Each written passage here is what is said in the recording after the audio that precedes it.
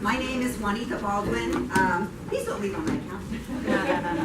I am proud to serve as the recruitment and internship coordinator for what's reputed to be the second largest environmental agency in the world, second only to the Environmental Protection Agency. We are the Texas Commission on Environmental Quality. And I am here to talk about the journey that I would imagine every single one of you are on. And that's the journey toward a job offer.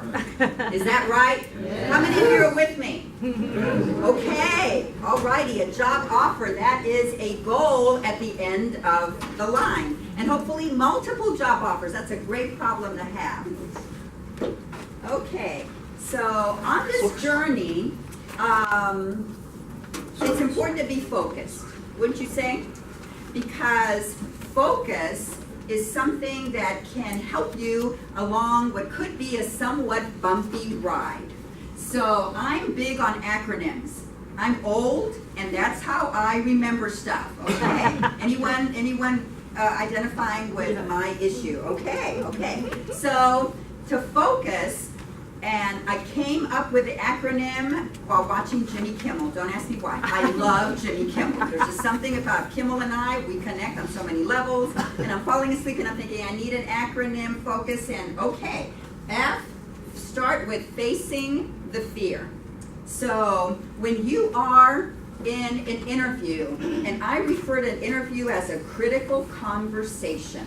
I love what Dan talked about, Jennifer talked about, and was it Andres? And Andres as well, because they talked a lot about getting ready for the interview. And Andres in particular talked about the interview process itself.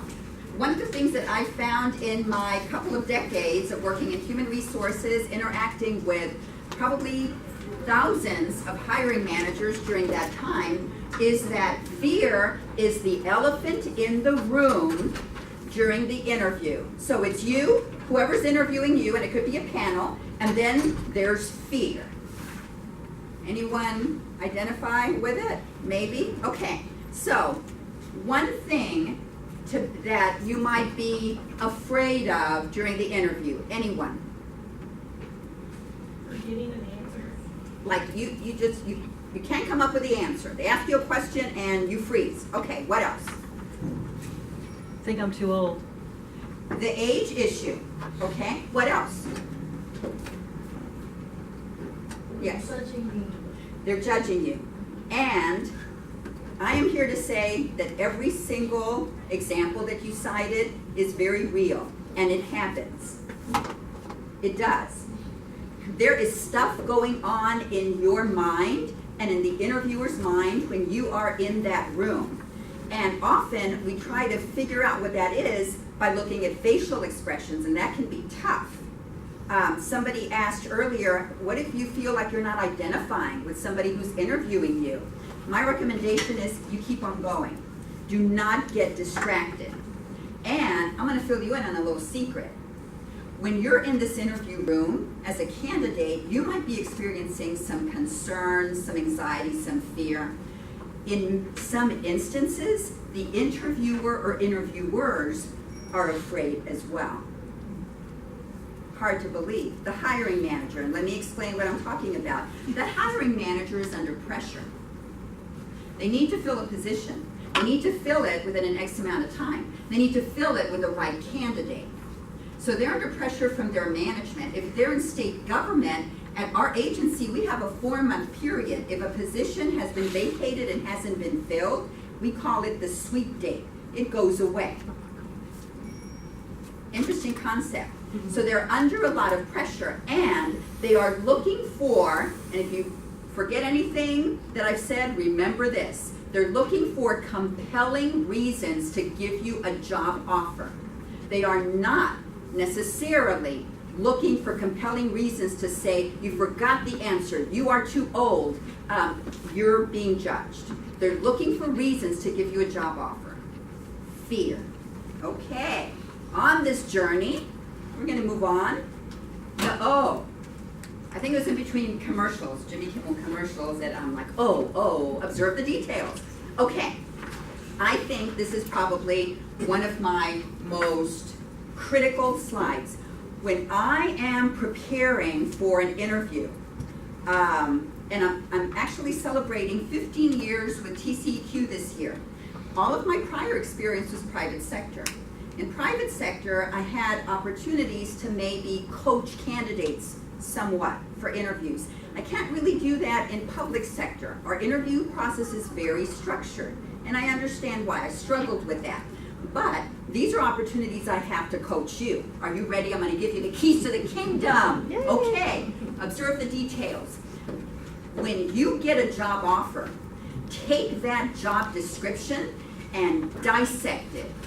Seriously, take the thing apart. Look at every single action verb that's in there in terms of duties and responsibilities and functions, and come up with behavioral examples of how you have performed that duty or something very similar to it. Because at our agency, and I contend that at other agencies in private sector as well, you are going to be engaged in a behavioral interview discussion. So make it easy for your hiring managers, for the decision makers, by going ahead and giving them behavioral interview responses. So what's a behavioral interview question? Anybody know the concept of behavioral interviewing? The literature says that behavioral interviewing works because it's based on the premise that the best predictor of future performance is past performance. So, ladies and gentlemen, when you are in an interview, even, and I will take this to the bank every single time, when you are in an interview, even if you are not asked a behavioral interview question, give a behavioral interview response. So that if you are asked a question that's theoretical, for instance, how would you do such and such? How would you perform this function? Don't talk theoretical. Talk about how you did it in the past. And if you didn't perform that exact function, come up with something on the fly of something you did that was very similar. I hear from too many managers who say, I asked them a question and they said, no, I've never done this. But the candidate doesn't extrapolate and draw from their experience of something that they did that was so similar. And that's what the manager's looking for. On the fly, problem solving, decision making. Does this resonate with anyone? It works. I have had candidates who have come out of interviews and said to me, that hiring manager, they were not well trained on interviewing.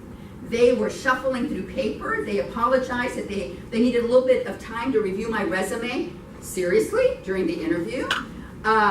They weren't quite prepared. That can happen. But that's your opportunity to take control. That's your opportunity because you've already dissected that job description, you've observed the details, and you have a list, according to every single job duty or function, of behavioral interview responses. Does this make sense? This is probably the most powerful key to the kingdom right here. If you do this when you are preparing for your next interview, it will work every single time, but you gotta practice it.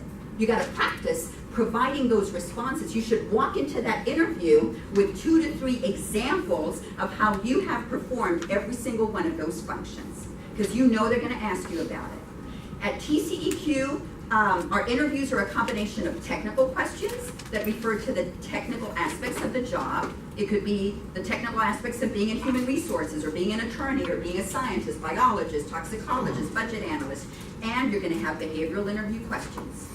Very similar to what Andres at Whole Foods was talking about a little while ago.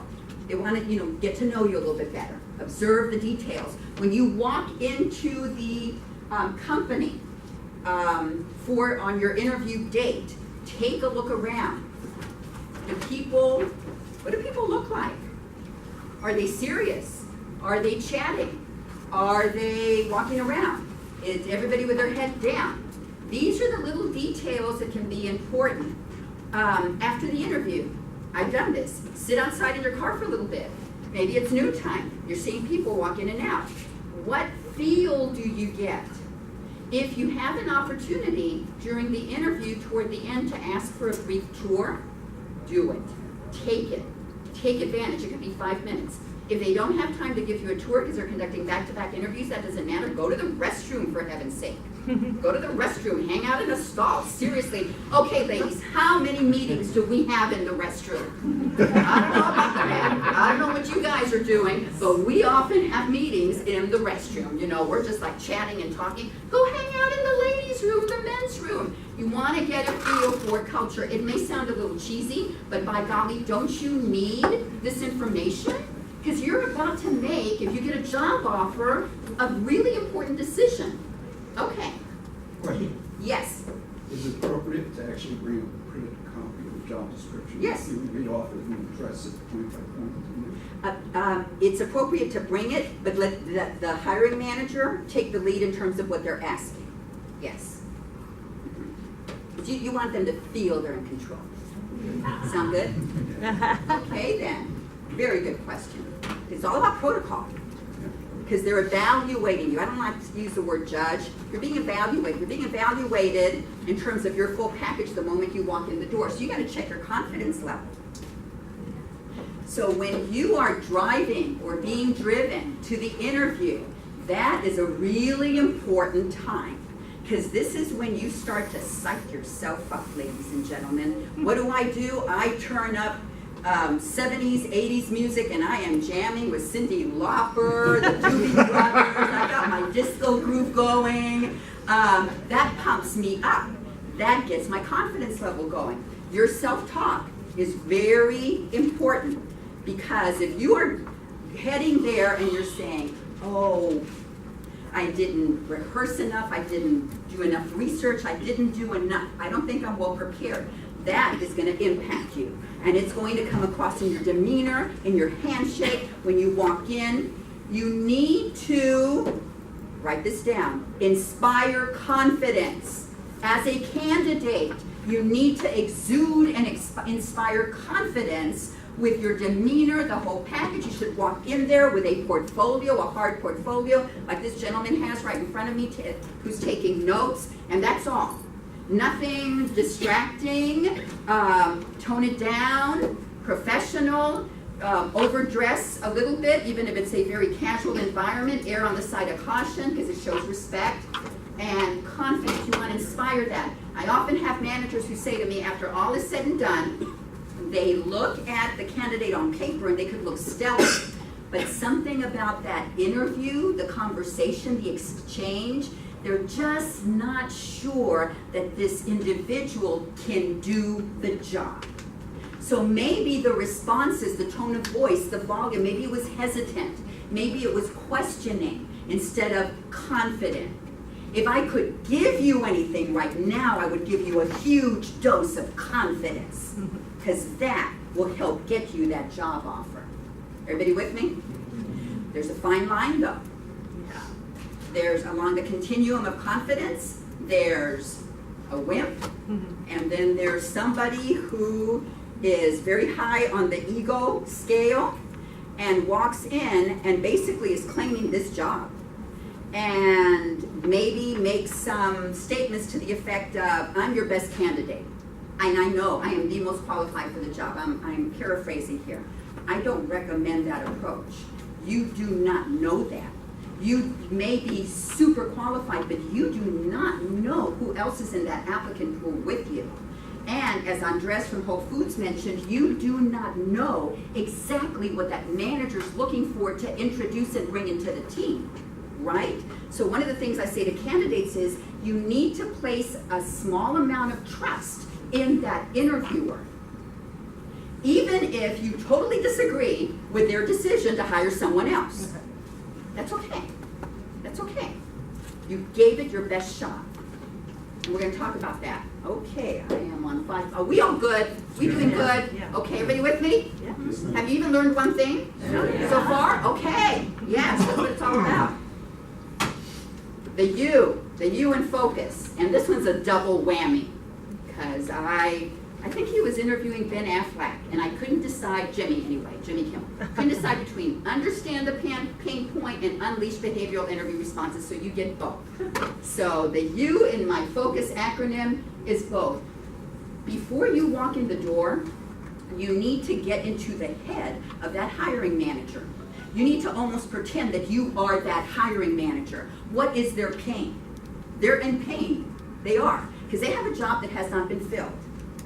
And those duties are being performed by somebody else on the team. They're being spread out among the members of the team. The manager may be having to stay late. That manager is not happy, ladies and gentlemen. No, they are not. They are in pain. You need to understand the pain. You need to come up with a couple of underlying assumptions before you walk in that door, and you do what? You unleash the behavioral interview responses, and that's how you're going to douse the fire and the pain that they're in. Are you with me? Okay. Yes, absolutely. It works. It seriously works. Get into their head. And how are you going to do that? By looking at that job posting or that job description.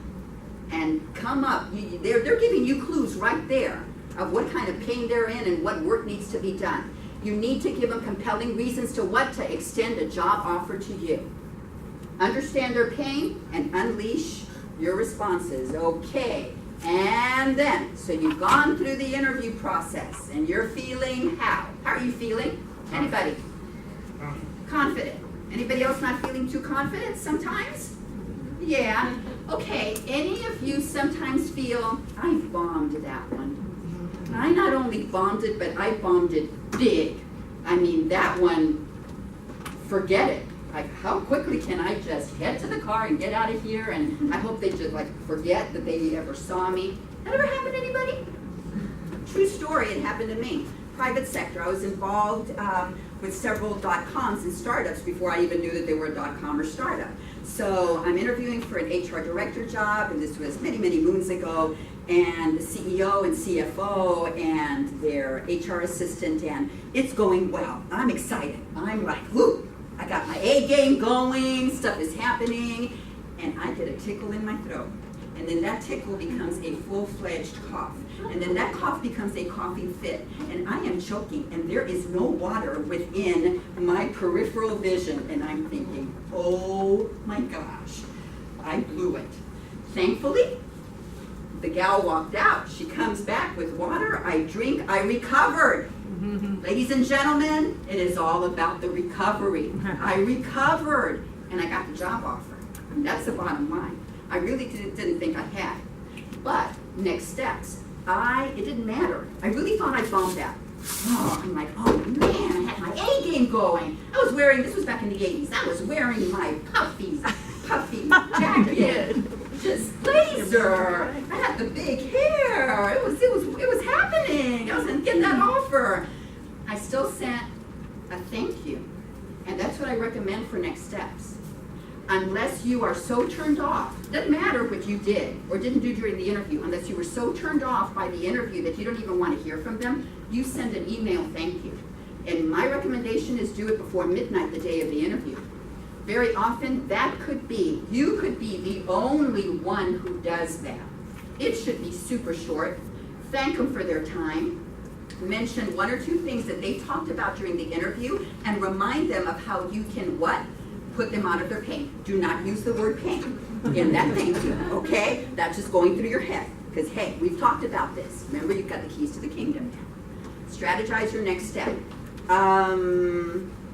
And that's the S in focus. Oh my gosh, I got like a minute left. There you go. Question. In the state structured interview, what are the parameters for bringing a little of your personality into it? Because I've been in the field and they just have this question. Yes, and they feel so robotic. So I'm wearing my recruiter hat now and I'm done. Okay, so yes, you do want to show who you are, and you do it in terms of if you're very analytical, that should come through in your responses. If you're very animated, if you're a visionary, entrepreneurial mindset, problem solver, that should come through in your responses. However, and I've just seen this really backfire, and this is my Juanita Baldwin's theory of interviewing success, I'm not a big proponent in an interview of going really down deep, especially in state government, into your personal life. I would focus on the job and the job at hand. because you might disclose something that is fine and we would consider neutral, and you're thinking, oh, you're sitting across from them, they have a photo, it looks like kids, they're in soccer, and you mentioned that your kid is in soccer, and what if, this is all theoretical, what if that manager, if the person who got fired from this position, the one you're interviewing for, they're a mom and they were just not reliable, their attendance wasn't great, and here, you know, you've introduced this, and for whatever reason that happens to be a bias, because don't we all have biases, we're all human, if we're breathing we have biases. So just food for thought. Let your personality come through, but really focus on job and behavioral experiences.